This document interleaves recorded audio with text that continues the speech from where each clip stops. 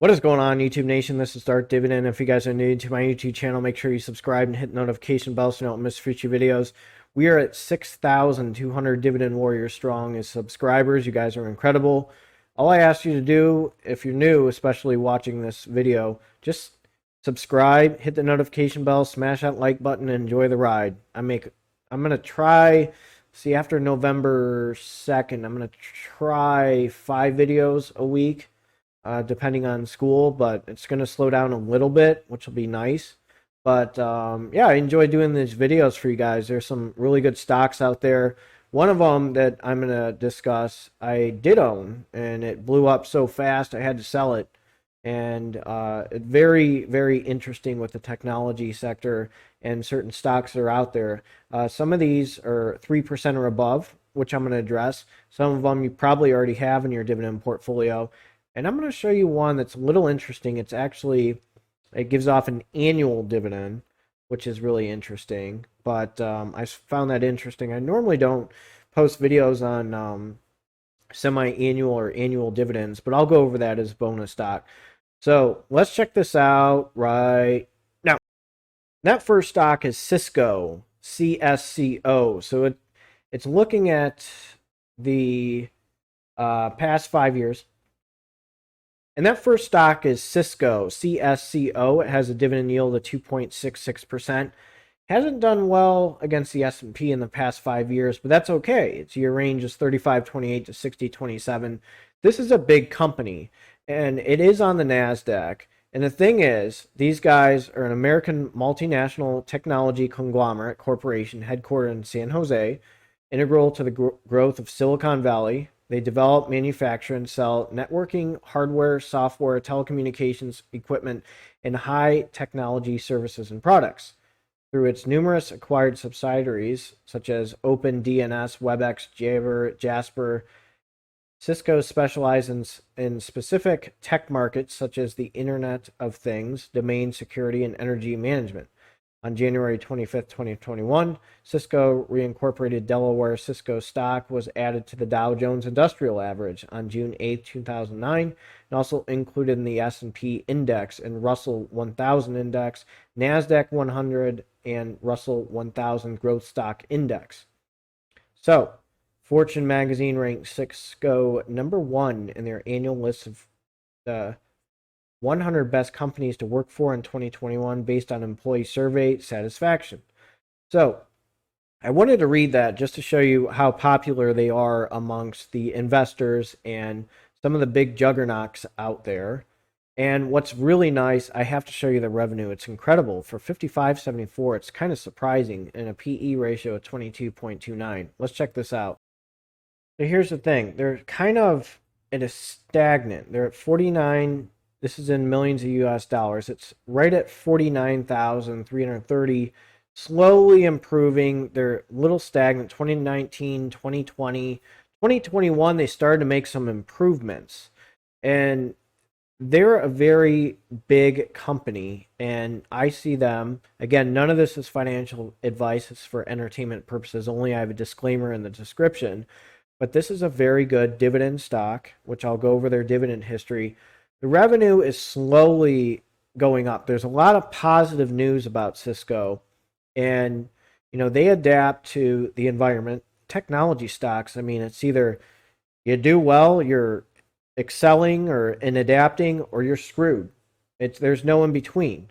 So technology stocks are you have to be careful with. You have to understand what they're selling to consumers. Are they in demand? So that's the thought process I have with technology stocks. Are they in demand, and why are they in demand? So you need to know the who, what, where, when, why, revenue, PE ratio, and dividend history, which I'll reveal to you. So again, I didn't want to go into detail with their products. They're well known. I just was very broad, and I just wanted to reveal to you who they're under, like with NASDAQ and all that, and the Russell. They have steady dividend increases. Look, 21 cents, 26 cents, 29, and it's at 31 cents in 2021. So they are steadily increasing their dividend over time, which I like. And the PE ratio is 22.3. The revenue, it's not completely decreasing. there's a lot of articles out there that show a lot of promise with Cisco. And again, 2.68 is not bad at all for a dividend stock, especially a technology stock that has increased its dividend over time. So a lot of investors like these guys and have them part of their dividend portfolio because the demand, the popularity, and what they bring to consumers. So let's jump to the next dividend stock. And that next stock is Seagate. STX is the symbol. I had these guys and I sold them, and I'll explain to you why I sold them in a second. But these guys are huge. They're a big company. I'll go on their website, review them a little bit. Their dividend yield is 3.30%. Their day range is 79.84 to 81.51. The market cap was 18.33 billion US dollars. They distributed a very nice dividend for me, and I couldn't say no to that.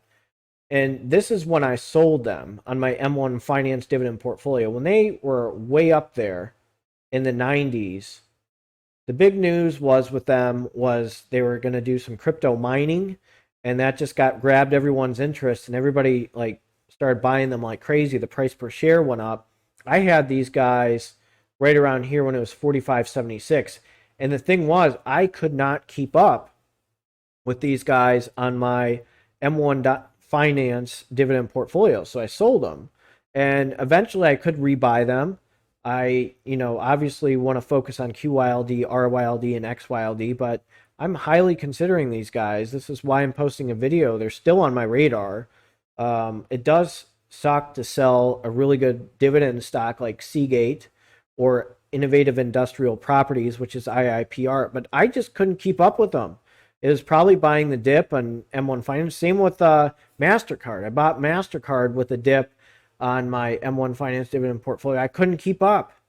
Really could not keep up with it because it just blew right back up to where it was. I was kind of anticipating a slow rebound, but it rebounded so fast because of the press and everything, and just because they're a really good company. But let me show you what Seagate's about. So here's a lot of stuff that they have. They are just so like in depth, and they make so much money. I have to show you their revenue, which makes them really attractive. They have this hardware. I mean, hardware is their big thing that people really like about them. They're hitting the cloud service and the live mobile, live cloud, and Zoom. So that's another thing with the storage, and it's just very popular. And here's the drives. Look at these. Kids play games like crazy. People play games like crazy. Xbox gaming, the Xbox SSD with LED, the game drive for PlayStation, the PC gaming. So they're into PC gaming, Xbox, and PlayStation.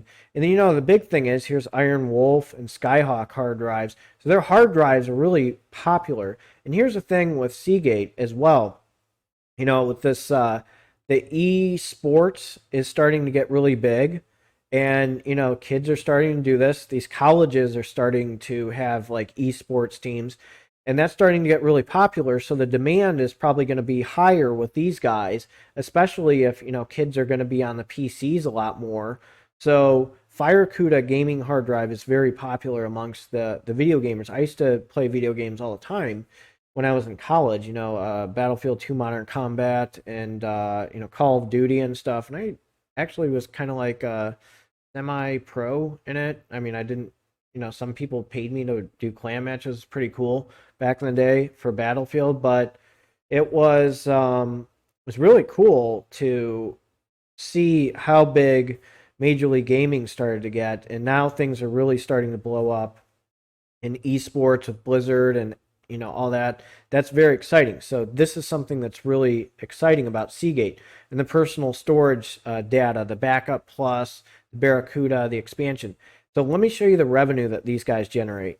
Okay, their gross profit is, this is in millions in US dollars, 2,917. They're at 13, 11, 10, 11. They're a little stagnant right now. But with this crypto mining and all this stuff that they're looking into, and with what they're doing with the demands for the consumer, that's why I bought those guys in the beginning. And I'll show you their dividend history. They're just such a beautiful dividend stock, and that's why I'm thinking about rebuying them. And technology stocks are hard. Because like I said before, you screw up or you don't keep up, you're done. you ain't going to be anywhere. Nobody's going to want you.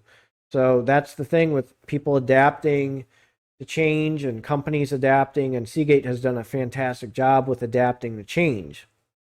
So I'm going to show you the dividend history. 3 cents. 2021, it is 67 cents. So it has a PE ratio of 14.91, a dividend yield of 3.27.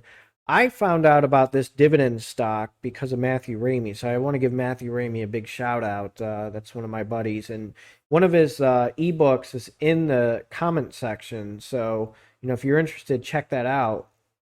That's, I follow his dividend investing strategies and his schedule the way he has that. And I integrated that with my M1 Finance dividend portfolio. So I'd like to thank Matthew Ramey for that one with Seagate, because that was such a great stock, and it was painful to sell it, but I had to because I just couldn't keep up with M1 Finance, and it was just sitting there. And I needed some more affordable stocks to throw in, and the compound interest is really kicking in. So it was a good decisive move. I sold it when it was at its peak, and it sucks, but maybe I'll go back to where it was and get it. But you never know. These guys are starting to really put a name out for themselves. They're getting a lot of press, and I see some revenue kicking up. Again, this is not financial advice, for entertainment purposes only. Disclaimer in the description, but these guys have a lot of potential in the long run, especially dividend increases in revenue. Let's check the next stock. And that next stock is Hewlett Packard. Its symbol is HPE. It is sitting at $15.37 with a dividend yield of 3.12%, a PE ratio of 19.74. Tier range was 829 to 1674. Its day range was 1510 to 1545. And Hewlett Packard is a very interesting company. I know the price per share is down, but I'm going to show you a few things about these guys real quick.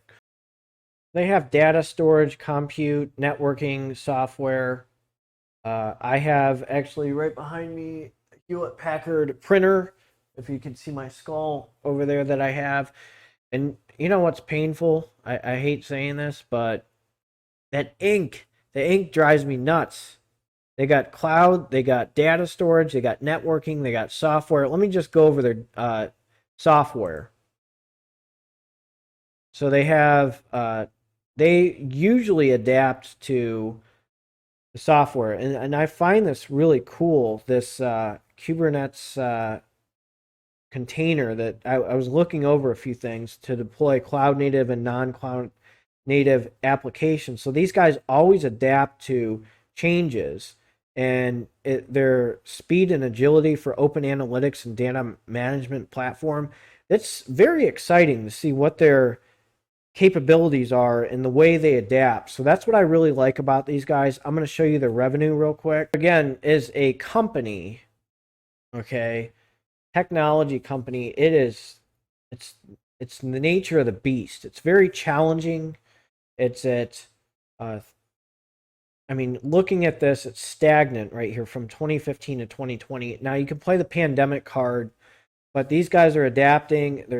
They're not bad at all. The revenue's there. This is in millions of US dollars. They're not a juggernaut, but still they sell a lot of products to consumers, and people, I need a printer. I need ink. It's giving me the warning sign, and that's painful. But they sell ink like crazy. And there's a reason why it's locked up at Walmart. I go to Walmart to buy their products and stuff, and it's locked up for a reason. It ain't cheap. So that's one thing about Hewlett Packard, that their printers are really good and they're really fast. I usually don't have any issues with them, but I'm going to show you their dividend history. Here's 2015. It was 5 cents. In 2021, it's 12 cents.